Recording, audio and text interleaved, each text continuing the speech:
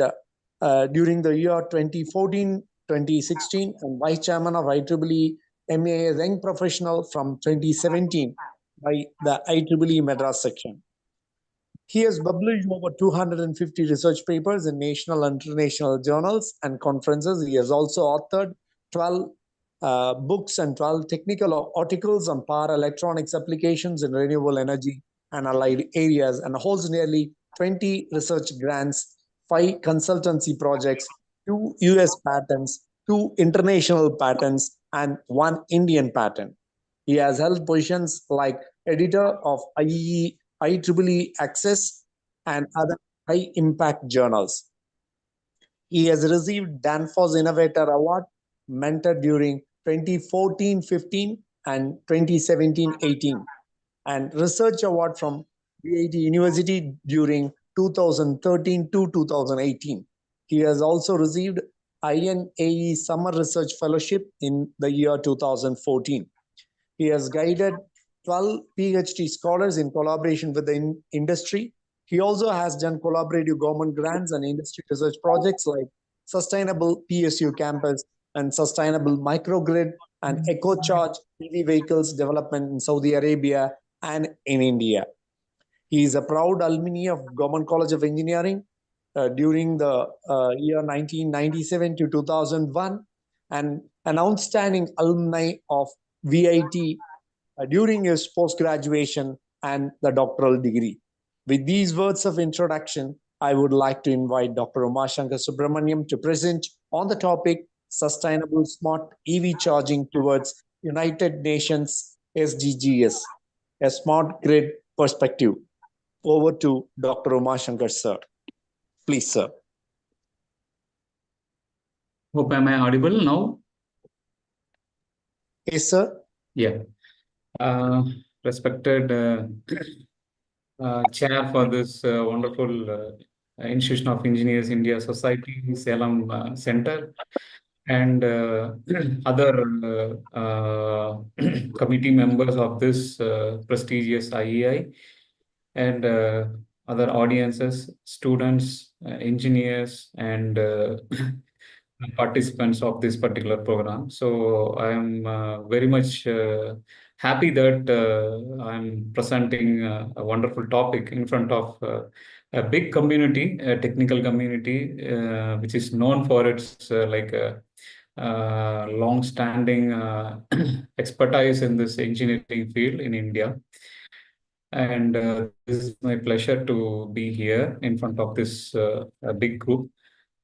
So today, I thought of giving about something interesting topics about related to the United Nations Sustainable Development Goals, because most of the countries now they are focusing on climate change and how we can overcome this climate related issues. Hopefully, for the past couple of weeks, you might have seen a lot of news about a lot of climate related issues, flood, rain, etc., etc. So why such issues are happening, and why we have to be focusing on like sustainable development goals is because of these issues. Okay. So that's why, I wanted to take this particular topic, which is related to EV, which is a hot trend now, even in India also. But are we really focusing on sustainable EV charging? So that's the biggest question in India as of now. So as maybe most of you are using, maybe some of you are using this two-wheelers from the electric vehicle segments, as well as four-wheelers. But are we assuring that we are doing the smart, sustainable EV charging? That's the biggest question. So my perspective is about how we can achieve this goal in order to focus on United Nations Sustainable Development Goals. That's what I wanted to discuss today in this topic.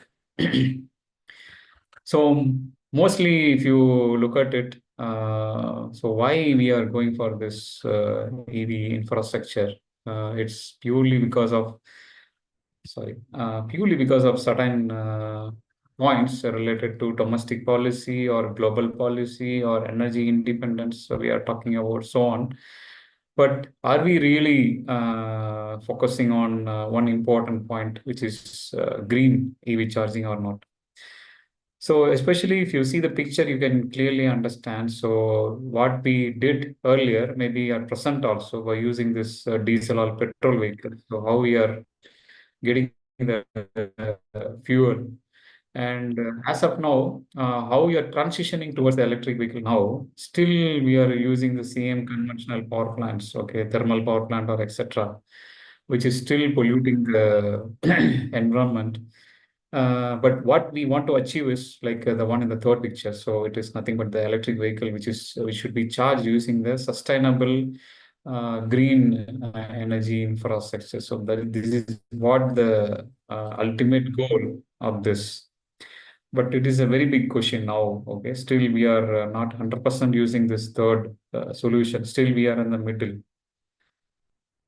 And as of now, like since from before the COVID, and if you project until 2030, because 2030 is the year which most of the countries are targeting to achieve their goals related to United Nations Sustainable Developments. Most of the countries they have this goal, but some of the country like developing countries like India, they have a target which is more than 2030. And some of the oil producing countries like Middle East countries, they have some targets like a 2070s also.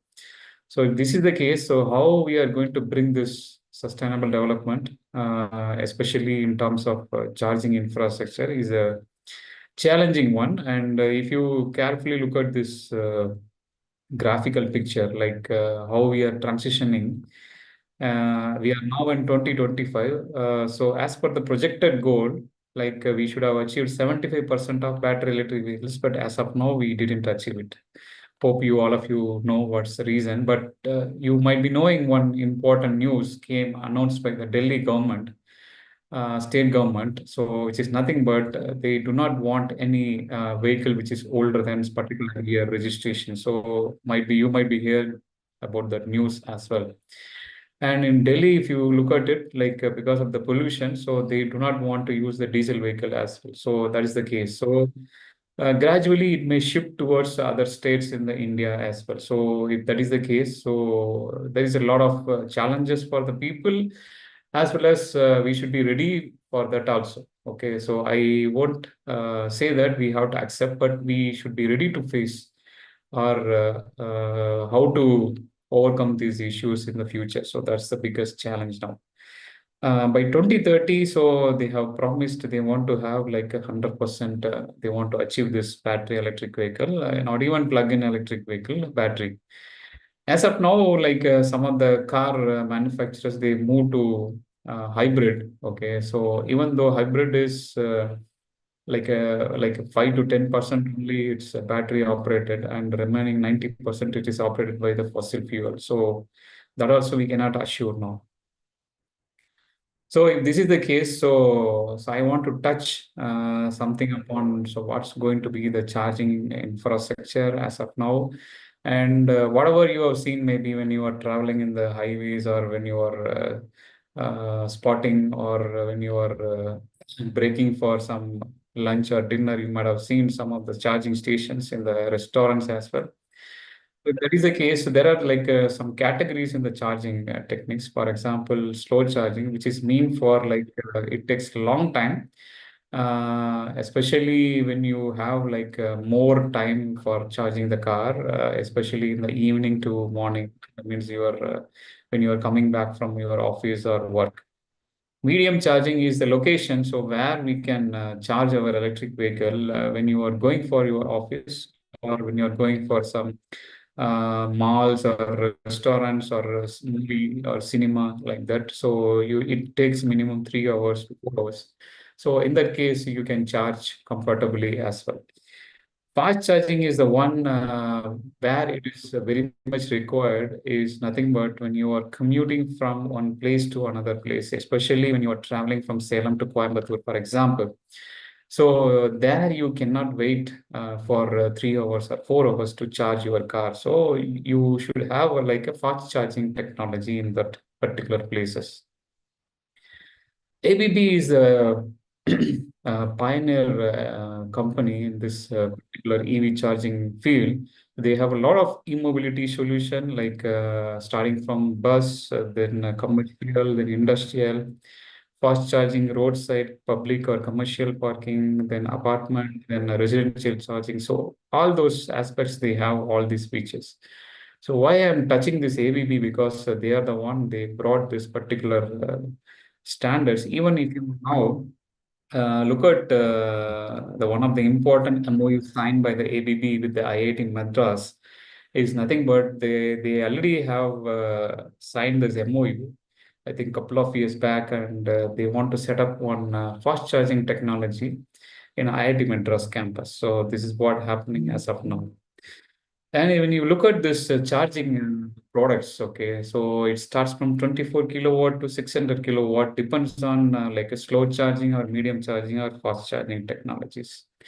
So it starts from 24 kilowatt slow charging to 600 kilowatt fast charging. So you can go with any of the option, but especially when it comes to residential application, we prefer only slow charging. And when it goes to like a commuting place, like a bus stop or any other, like when you are traveling in the highways, so you need a fast charging technologies. As of now, if you look at it in India, I have seen mostly it's related to 50 kilowatt and 100 kilowatt in the commuting locations. So we don't see very high fast charging technologies. In the fast charging technology, so who is leading in the country? Okay, overall world is like China is leading. Especially the China has introduced GBT technology, which is about to have like a 900 kilowatt technology, which is available in China. And apart from that, you also have like 237 kilowatt, which is also available in India, and Cheramo or Tesla also, they have this, and some other companies as well. So these are the things as of now they are leaning in this particular charging technology field. But anyway, the China is the one which is leading out of any other countries. Fast EV charging is concerned, so who brought this particular technology is I already mentioned about ABB. So they have brought this flash charging technology for the electric buses, so which is already in Europe, especially. So they are going to bring this technology to India. They have tie up with Ashok Leyland in India as well. So this is something related to 20-second charging. So just imagine. So maybe I want to show you some video. So I'm not sure whether audio will be audible to you.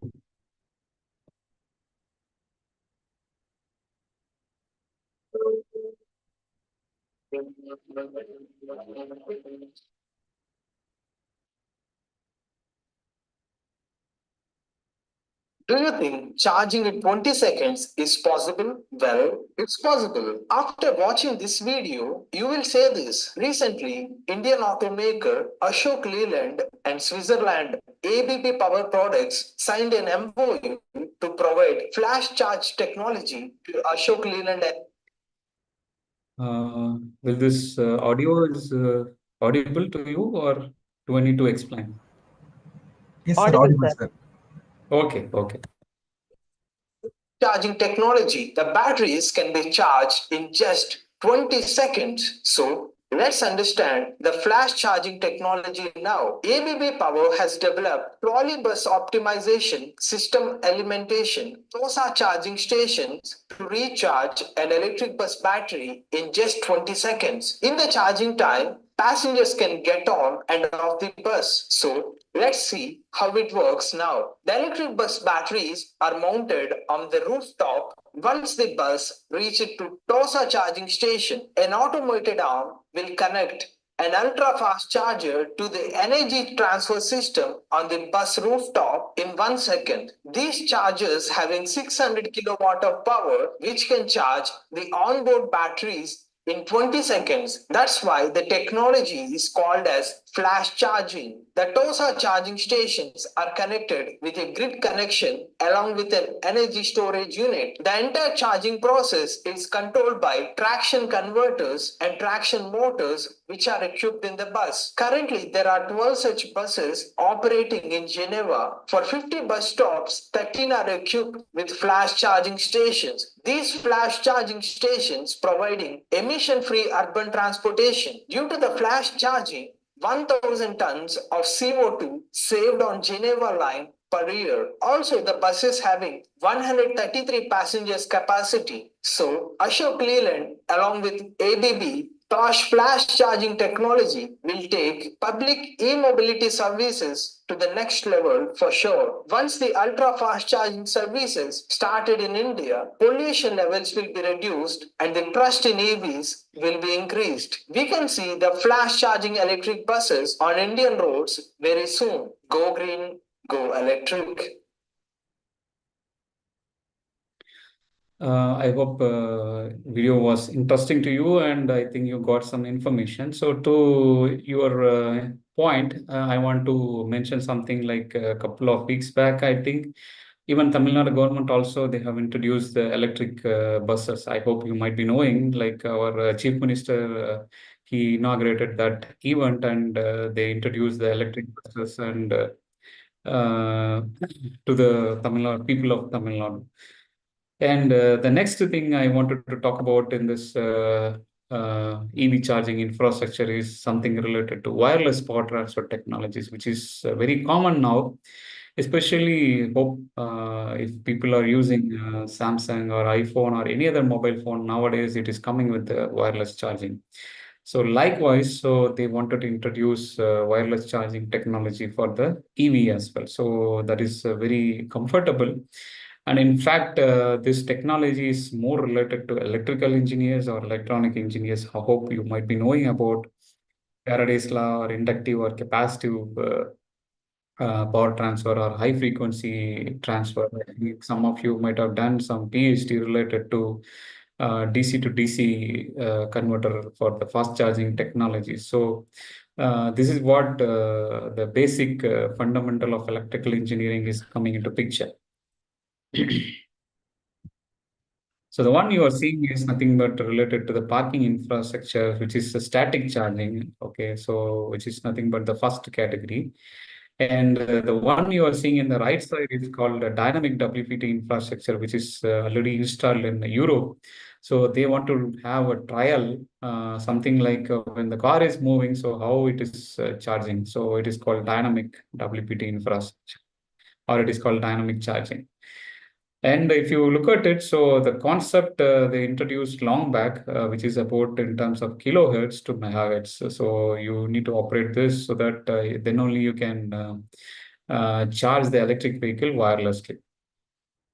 This is the one India's first public EV charging plaza. I think during COVID time, they introduced this in near to Delhi or something.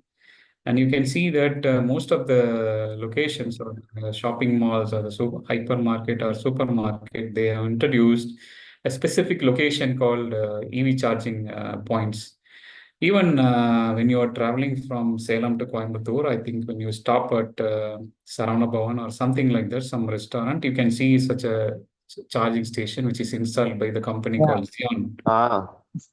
Xeon charging. So I hope so you might have come across this as well. So this is going to be like a huge infrastructure they are going to develop. But even I have also visited this place, but I found that it is around 50 kilowatt charging. It is not a very or ultra fast DC charging.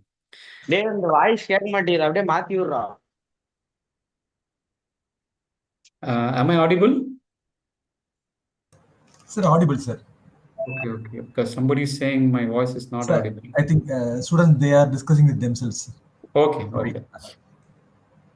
So when we talk about this wireless, because this is going to be the future, because most of the vehicles nowadays coming with wireless charging technologies, especially when it is particularly the electric vehicle. So if that is the case, so I think most of the companies, they are diverting their business into this particular category.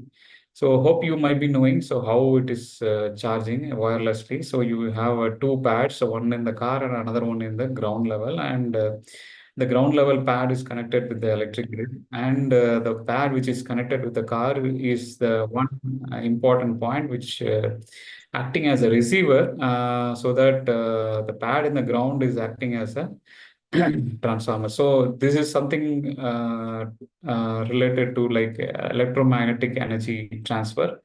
And after that, the inbuilt battery charging unit will be there inside the car. So it will be taking care of charging your battery. As far as the EV charging is concerned, so like a Volvo has introduced first, but now the technology has moved to China completely. And if you see that the China is leading in terms of wireless power transfer, especially the technology called Vitricity. This is the company which is established in US, but they are operating in China. Why? Because the China has most of the electric vehicles.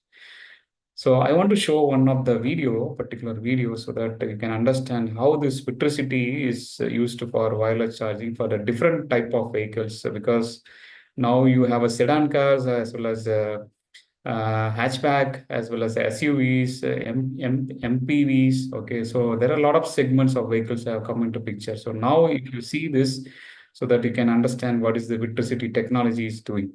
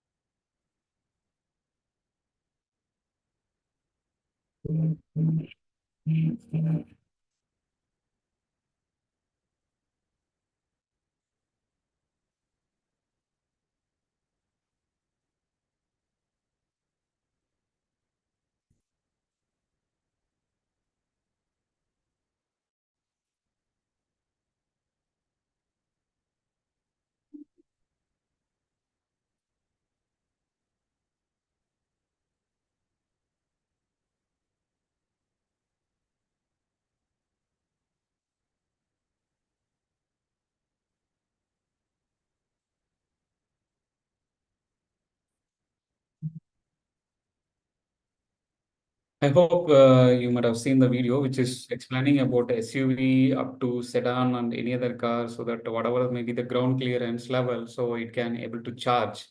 So that's what the video shows, and that has a lot of other IT enabled technologies as well. For example, talk about IoT. So there is a IoT device inside the car which shows whether you are exactly parking on the pad or not. So that's another important thing. So why the IT-enabled technologies are getting much important nowadays, especially related to AI, IoT, then machine learning, etc., etc. So now we are seeing this charging infrastructure. So how it's going to be in a house or how it's going to be in the office.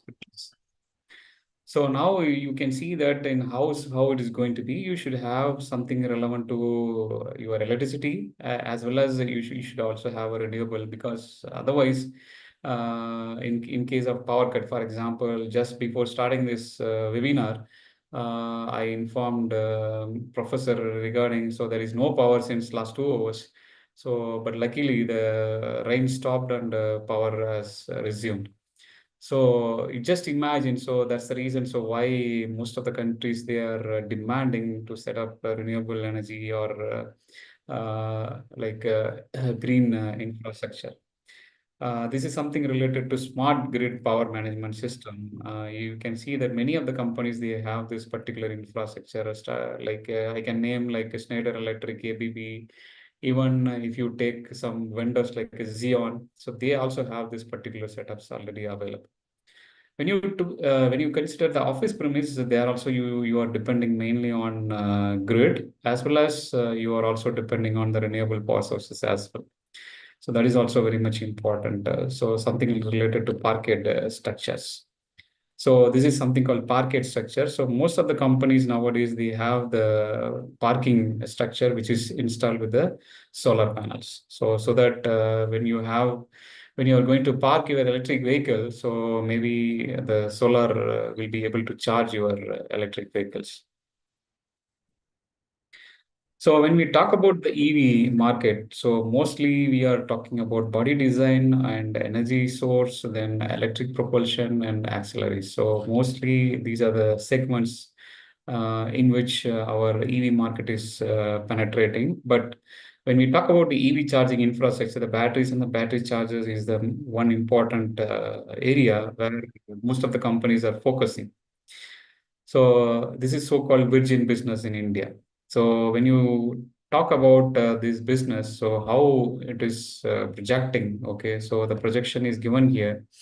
As of now, we are in 2025, so we should have this much number of EV charging stations as of now. But if you look at by 2026, so we project towards like 406,000 or 2424,000 or 1729,000 in terms of number of EV charging stations. So out of which you can see how many are slow charges, how many are fast charges.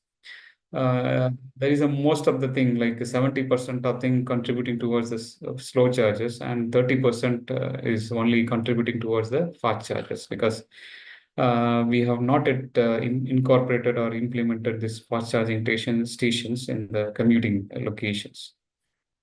And among this, so government also they have particular plans like NEMMP 2020 or FAME, like a faster adoption manufacturing of hybrid and electric vehicles. And out of the government initiatives, there are some private companies also they have participating in this market, which is nothing but NTPC and BHEL, some of the government sector companies, and ESL, Tata Power, and Ola also they are contributing in this virgin EV market. So what are the challenges and regulations? So challenges, if you look at it like Mahindra, they have manufacturing these e-rickshaws, but the only challenge is the charging point in most of the locations. Then charging equipment is concerned, we are mainly depending on China and which is more or less, if you see that it's a substandard charging equipments. Then electricity theft is another issue for the charging station. So that's another issue is happening because in India it is a very common one. So what is the regulations we are expecting is like introduce laws for the resale of electricity. For example, like now the government is urging towards setting up this particular policy in this related to the energy market now. So they are going to have like pricing also in the future. Then standardization and charging infrastructure is another important thing. So for example, they have a lot of tie-up with the existing petrol companies like BPCL or IOC or etc. So they want to have charging stations near this petrol stations also. So that's what they want to have this some policy regulations now. That means the petrol and diesel companies itself, they have charging stations. So that's what the idea here. And also the government should promote or incentivize the R&D for the advanced charging technologies, which is also happening. So you can see a lot of call for related to ANRF or even DST or Ministry of Energy. So there is a lot of call for in this in India, particularly for this charging technologies. And they also have like prototype call for also recently they have announced. So when we categorize these charging stations, for example, two-wheeler, three-wheeler, private vehicle or buses, okay, or commercial vehicles. So you can see that what is at present now and what is we are projecting in the future. Okay, some of the things they have like personalized charging or battery swapping. But some of the things in the future, we are depending mainly on the public charging station. You can see the two symbols, right? Two charging station symbols, which is nothing but the public charging station. So that's what we are expecting in the near future.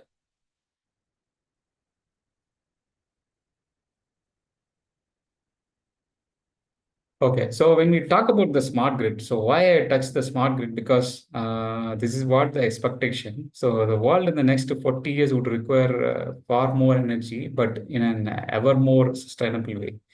So that means the energy consumption will be double in the next 40 years. But how we are going to achieve this? By dividing the CO2 emissions. That means we should reduce this CO2 emissions by half.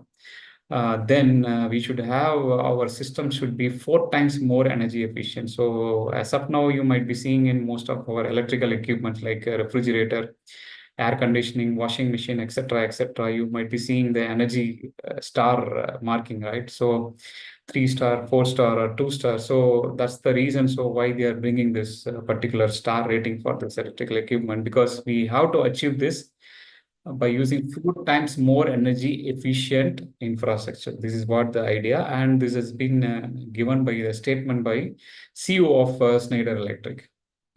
So in order to achieve this, okay, so what are the key drivers we are going to select, and who is going to be the main contributors? For example, growing electricity demand is an important key driver now, and CO2 emission. How we are going to reduce the CO2 emission? That is another important key driver. And the third important thing is nothing but the existing electrical infrastructure network. So we have a lot of old electrical infrastructure networks, which has a lot of constraints because you cannot expand anything. For example, if you want to even install the solar panel or solar power plant in terms of megawatt, or even for the wind, okay, I think for wind, I think we already have the corridor. That means how we can evacuate the power from the wind, we have the corridor, but we do not have a futuristic corridor for how we can evacuate the renewable energy, which is produced from the separate or mega plant, or the plant which is installed by the companies or industries. So these are the lot of constraints. And in the future, maybe if each and every household they are going to install means, so how we are going to overcome this? Okay, that's another challenge here. The main contributor in this particular thing is like a technology availability, and the government should also be able to actively participate. Yes, the government is actively participating as of now. They have brought a lot of policies and regulations as well. And the third important thing is us, we as the active end user, we should also participate in this, so that it will be easy for us, so that we can give the exposure to each and every one till the end of the village. So that's the very important thing. So if this is the case, then the new grid is going to happen, which is called microgrid or smart grid. You might be knowing, for example, Mettur has a thermal station. So this is a general diagram which shows where the power is generated and how it is transmitted and how it is reaching our home. Okay. So you can see that how it is happening now. Okay. But this is something called one-way energy only grid. But what we are expecting is the two-way energy data smart grid. So this is what going to be needed in the future. Why we need this? So I can explain now. Like for example, we should have like a megawatt renewable energy plants as well, and it should also have evacuating capacity, like infrastructure or corridors. Then we should also have distributed generation units, both at the distribution level as well as in the consumer level. That means your end user level. If this is the case, and if we make the consumer more active, that means if you make the consumer participate in this, then what will happen is in the future, if you have more electric vehicles in each and every home, then it is easy or possible to have a charging infrastructure in each and every home, as well as in the commercial locations like industry or building or companies or supermarket or hypermarket, etc. If this is the case, so, and also we are transitioning towards the 5G network, and the future also, we also planning, or we are expecting like more than 5G. If that is the case, so we should have a very good communication, and now we are entering into the AI field. So the software is also at the very good level. So we are using artificial intelligence. So it is nothing but we are going to make the grid more smart and more active and more data centric or two-way energy data smart grid. So if this is the case, then everything will be perfect in terms of transmission, distribution, and consumer level as well. So if everything is perfect, then in that case, if you see that everybody will be happily to have this, like a government or either the government or regulator or energy producer or a transmission system operator. So each and every one of this particular sector, energy sector, will be able to participate in this, so that there will be a very good energy trading and there will be a very good energy producing capacity, both in the distribution level as well as in the transmission level. And you should have the option for electric vehicle charging as well as the energy storage in your individual house as well as in the office premise. So if this is the case, so then there will be some very good technology transformation should happen in this particular field with the help of the IT related sectors as well as the communication sector and networking and data management sectors. So smart generation, if you look at it, like this is what the picture which is given by one of the top MNC like in the world, which is also have a company set up in Bangalore.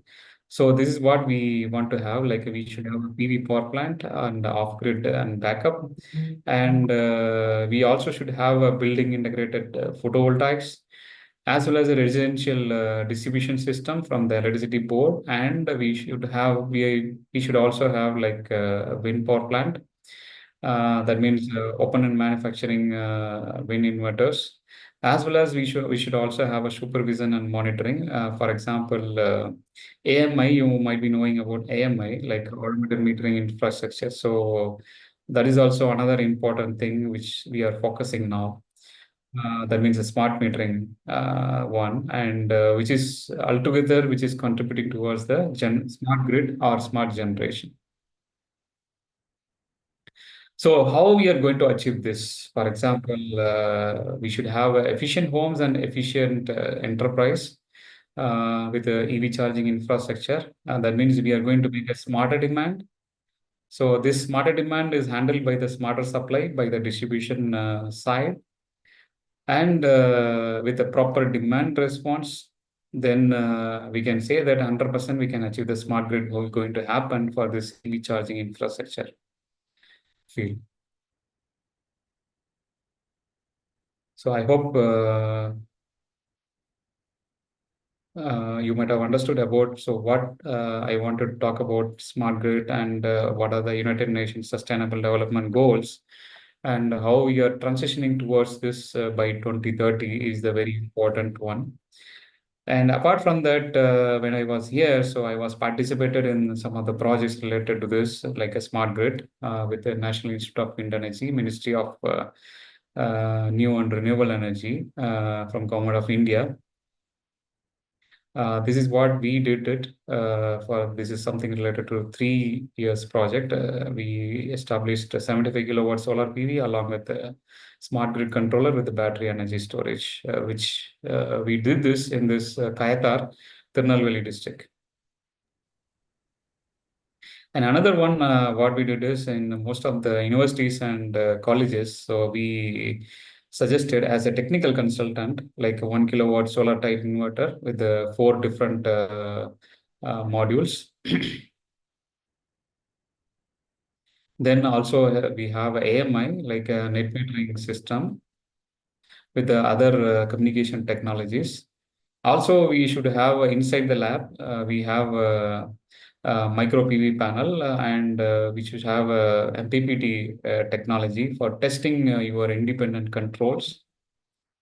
And also we have like a SCADA system or the like a front-end system monitoring and control, so that we can easily take a data and we can do like artificial intelligence or the data science analytics, etc. we can do in this with this collected data.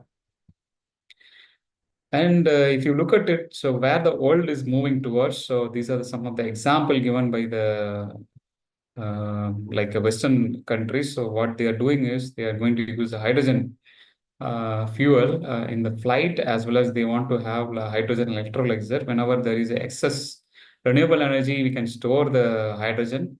And whenever we need the power, we can use the same hydrogen to convert it as a fuel cell, to pump into the fuel cell so that we can generate the electricity and we can use it. And even if you look at it, this hydrogen forum, which is established by the central government under the Ministry of Transportation, by Honorable Minister Nitin Gadkari ji.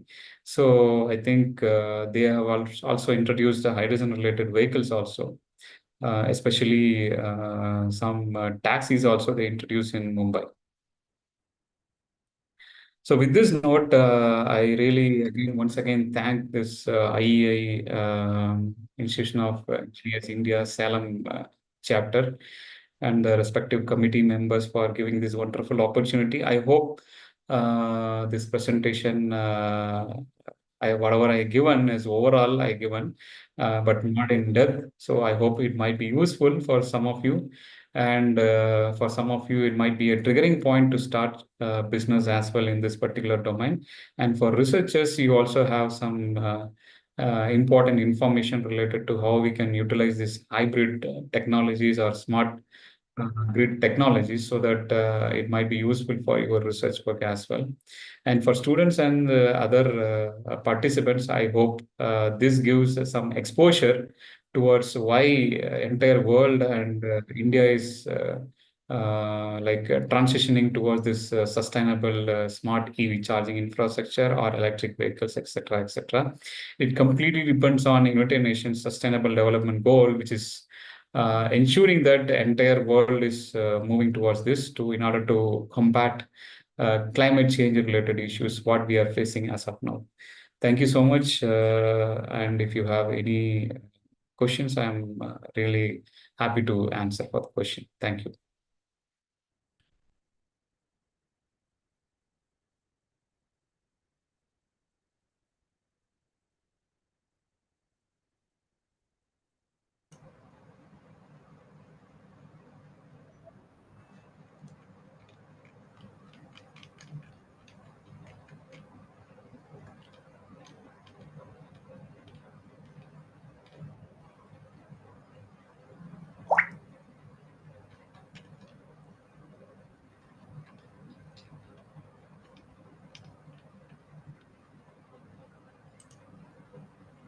Is there any question, sir?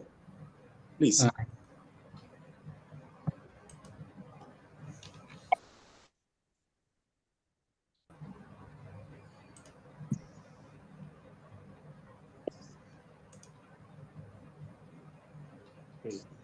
Shall I conclude, sir? Yes, Professor. Yes, sir. Yes, sir. Thank you. No queries, we can conclude, sir. Thank you, sir, for enlightening our minds on the topic sustainable smart EV charging towards United Nations Sustainable Development Goals, a smart grid project perspectives. Thank you very much. Now, I would like to invite the Honorary Secretary of IEI Salem Local Center to propose vote of thanks. Ma'am, please. Sir, I am audible, sir? Yes, ma'am. Yes. Yes, ma'am. Thank you, sir. Most respected our chief guest and the keynote speaker, Dr. Uma Shankar Subramaniam, sir. Most respected our chairman, Dr. K. Tangaraj, sir. Committee members from state and local center, fellow engineers, Dr. Arugam, sir. Our office staff, Mr. Tyahu, and students from various organizations. Good evening to all. It's my great honor and a privilege to deliver vote of thanks today's enlightening seminar on sustainable smart EV charging towards United Nations SDGs. A smart grid perspective. This is 89th special webinar under the aegis of ELDB. It gives me immense pleasure and honor to thank our esteemed speaker, our chief guest, Dr. Uma Shankar Subramaniam, sir, professor and a distinguished researcher in Renewable Energy Lab, College of Engineering, Prince Sultan University, Riyadh, Saudi Arabia. Sir, thank you, sir. We have got very much useful information from your presentation. Thanks for gracing the occasion. Your deep insight on the integration of electrical vehicle charging infrastructure with the smart grids and your emphasis on aligning these efforts with the United Nations Sustainable Development Goals have truly broadened our perspective. Thank you so much, sir. Our heartfelt thanks to our beloved chairman, Dr. K. Tangaraj, sir, for unwavering dedication and meticulous planning for successful conducted of numerous events at our IEI students chapter. I extend my sincere thanks to our engineer stock team series, Dr. R. Satish Kumar, sir, Dr. Kumaravil, sir, Engineer Arumugam, sir, Dr. K. S. Selvam, sir, for their continuous guidance and support. It's my privilege to thank Engineer N. Arumugam, sir, for his engagement for spent valuable time and efforts. I would like to thank and appreciation to Mr. Thiagu for his dedication, which is highly commendable. Let us continue the collaborate and innovate and contribute towards the sustainable, greener future in alignment with the global visions of the United Nations SDGs. Thank you once again to one and all present here. Thank you.